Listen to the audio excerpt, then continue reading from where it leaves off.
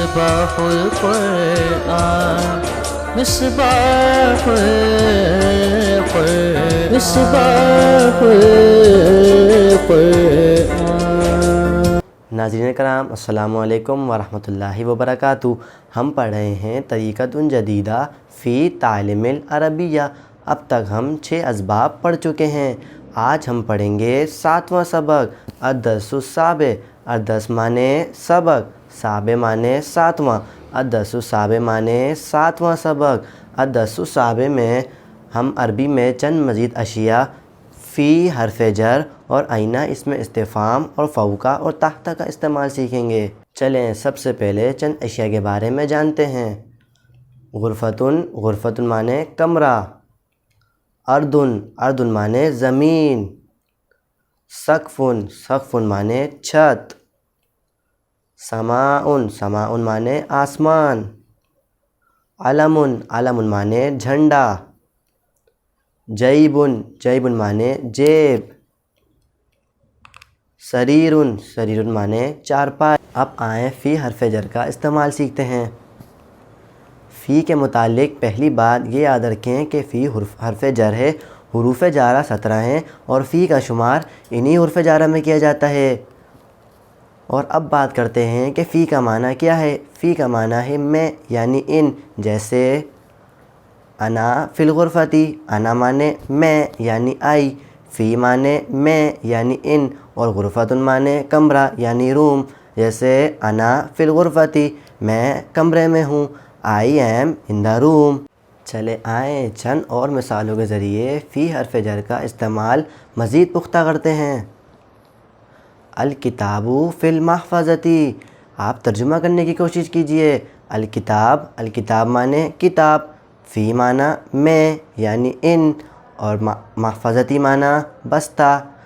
آپ مکمل ترجمہ کرنے کی کوشش کیجئے۔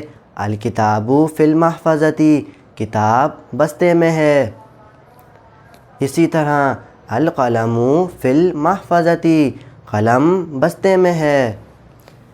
اسی طرح الورقۃ فی المحفظتی، صفحہ بستے میں ہے۔ الحمدللہ ہم فی کا استعمال سیکھ چکے ہیں۔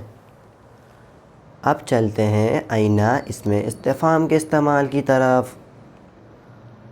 آئینہ اس میں استفہام ہے، اس کا معنی ہے کہاں۔ اس کے ذریعے ہم سوال کرتے ہیں، جیسے آپ پوچھنا چاہتے ہیں کہ کتاب کے متعلق کہ کتاب کہاں ہے، تو اب کہیں گے آئینہ کتاب۔ آئینہ معنی کہاں اور کتاب کا معنی کتاب۔ آئینہ کتاب کا معنی کتاب کہاں ہے۔ اسی طرح آئینہ القلم، قلم کہاں ہے۔ اسی طرح آئینہ الورق، صفحہ کہاں ہے۔ اب ہم لوگ فی حرف جر اور آئینہ اس میں استفہام دونوں کا استعمال سیکھ چکے ہیں۔ اب آئیے چند سوالات جوابات کی مشق کرتے ہیں، جس کی مدد سے جو سیکھا اچھی طرح سمجھ سکیں گے۔ آئینہ القلم، قلم کہاں ہے۔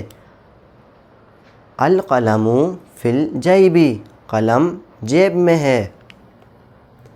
آئینہ یدی، میرا ہاتھ کہاں ہے۔ یدی فی الجیب، میرا ہاتھ جیب میں ہے۔ آئینہ الطفل، بچہ کہاں ہے۔ الطفل فی السریر، بچہ چارپائی پہ ہے۔ یاد رہے یہاں فی کا ترجمہ میں نہیں بلکہ پہ کریں گے، جیسے الطفل فی السریر، بچہ چارپائی پہ ہے۔ آئینہ انا، میں کہاں ہوں۔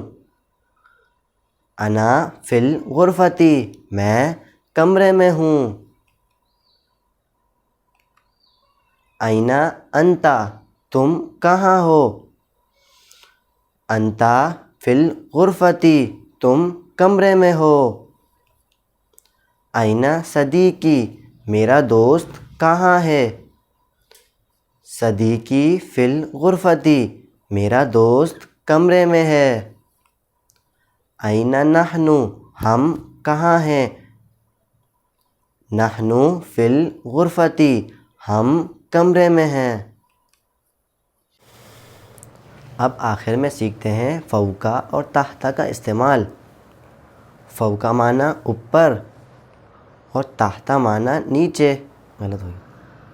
السقف فوق رأسی، چھت میرے سر کے اوپر ہے۔